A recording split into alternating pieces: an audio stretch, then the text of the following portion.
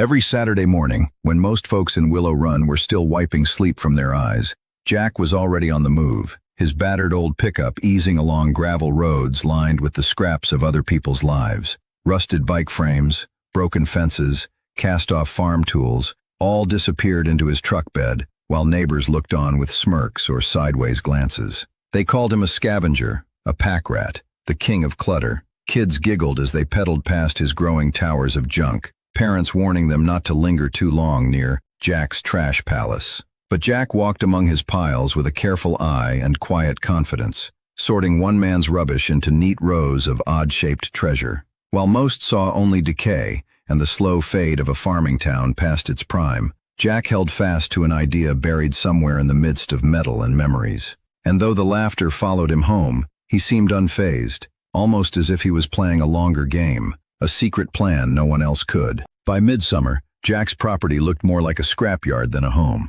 Old window frames leaned against a rusted plow, and a pyramid of dented milk cans rose above heaps of wire and tractor parts.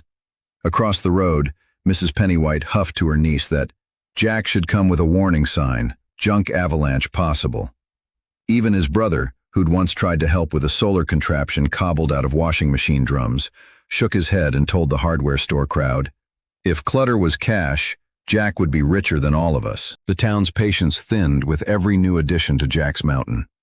The mayor sent 2 polite warnings about visual blight and joked at the Lions Club that Jack might be better off running a landfill. Past disappointments did him no favors. 3 years back, Jack's egg-saving incubator project fizzled out, leaving a mess of singed feathers and burnt-out bulbs behind the coop. Neighbors hadn't let him forget his homemade rain barrel system, which overflowed disastrously and made a skating rink out of his back steps. Now each day bets circulated. Would the next mess topple and take the barn with it? Who'd be first to call the county for cleanup?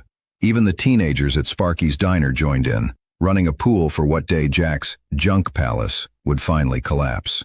Jack, meanwhile, just kept working. He sorted, tinkered, and nodded along to the town's laughter, never offering an explanation. To anyone passing by, it looked like folly, but Jack's careful eyes saw something else taking shape, piece by cast-off piece. Behind the patchwork wall of junk, Jack's world grew quiet. The jokes and gossip faded once he closed the barn door and settled down at his workbench with only a notepad, graphite pencil, and a row of coffee cans brimming with bolts and gears for company. He sifted through his piles, sorting by shape and durability, sometimes spending whole afternoons rolling a single gear between his palms, searching for what it might become.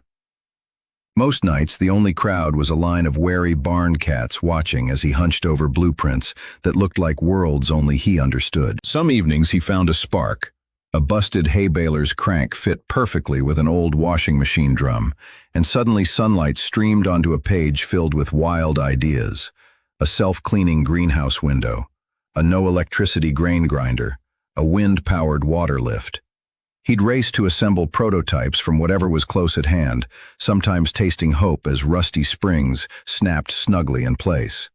But failure came fast and often. There were backward-spinning fans, tinkling shrapnel, and nights when frustration ran so high he nearly chucked his sketches into the wood stove. Doubt curled in like barn dust. What if they were right, and none of it would work? Still, in the silence and sawdust, Jack pressed on. He began to see patterns in the clutter, connections between parts no one else could imagine. In between the flops and noise, an idea started blooming. What if all this mess was the perfect garden for something new? Maybe, if he could just hang on, there was fortune somewhere in all this forgotten steel.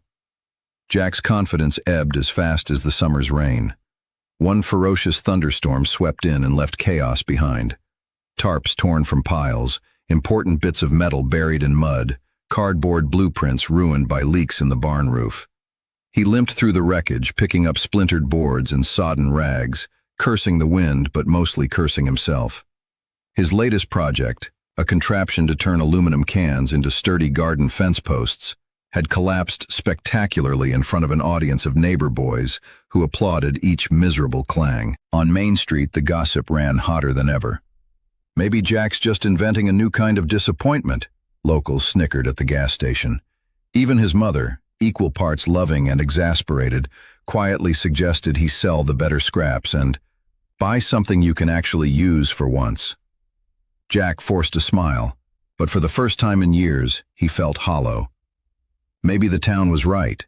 Maybe he was just building monuments to old mistakes. One cloudy afternoon when quitting felt closest, old Mr. Hayward stopped by. He wheeled his tired pickup to the barn and quietly set a coffee thermos between Jack's boots. "You know how my family started our business?" he said, voice soft. "My grandfather built his first peanut thresher from cast-offs, the axle from a broken wagon, soap boxes, the blade of a busted scythe.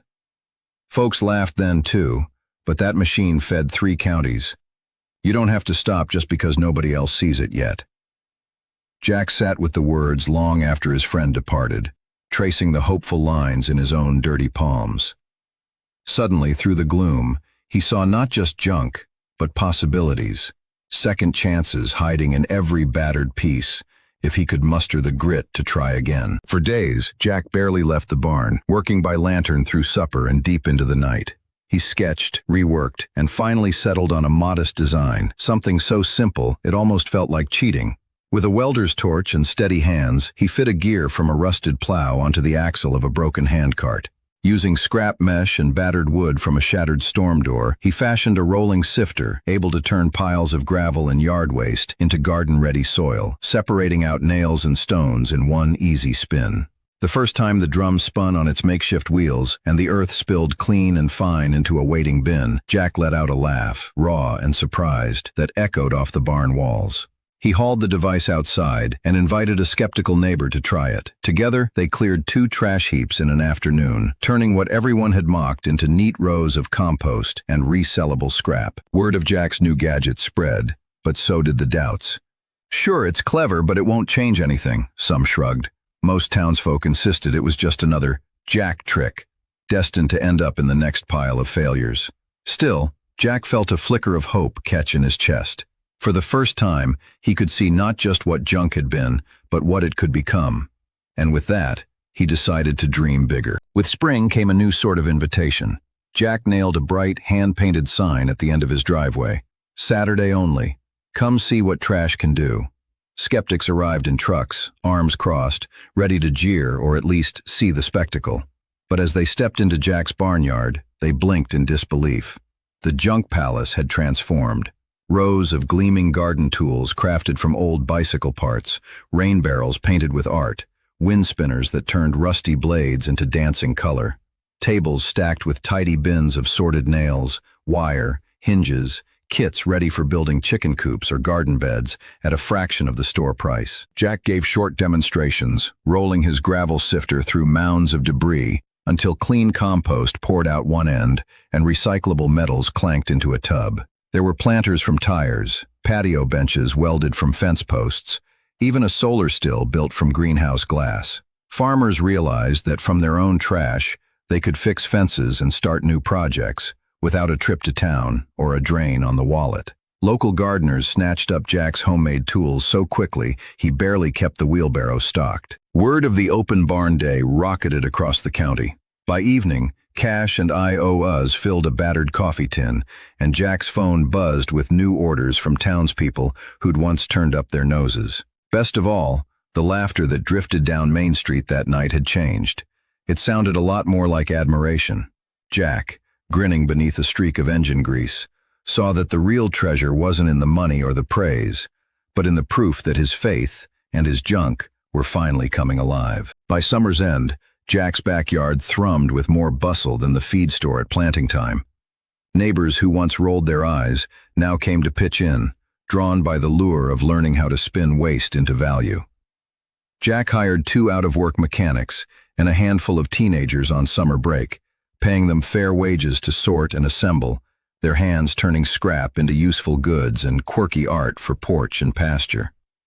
The old doubts faded as lines of people formed to swap their own junk for store credit or trade it for something new. Word traveled, and folks from neighboring towns visited, eager to bring Jack's model home. Soon, a small network of traveling junk days sprouted up across the valley, each inspired by the original, towns competing to see whose upcycles could be the cleverest or the most beautiful. Willow Run's local paper ran a story with the headline, "From Trash Heaps to Main Street, Innovation That's Putting Us on the Map." Local officials even credited the upcycling business with cutting community waste and saving the town money on dumps and cleanups. For Jack, the greatest payoff was neither the profit nor the recognition. It was the growing sense of pride that filled Willow Run. Once empty storefronts now showcased goods forged from old plows and porch railings, and families who'd barely spoken now shared stories as they painted barrels or welded benches together. The real fortune Jack unearthed was the pride of seeing his neighbors believe, first in him, then in each other, and finally, in the magic of ideas too often thrown away. As autumn settled in, Willow Run was changed for good. The lines between junk and treasure had blurred, and what once cluttered backyards now brightened porches and gardens across town. Jack's quiet vision had done more than clean up old messes. It proved that value is sometimes hidden in the places others overlook, waiting for the right pair of hands and a bit of faith. In every welded bench and homemade planter was a lesson few would forget. Fortune favors those willing to see worth where others turn away. Who knows what you might build, what hope you might spark, if you dared to look twice at what everyone else throws away. If you've ever made something new from something old, or turned doubt into pride, share your story below and inspire the next impossible idea.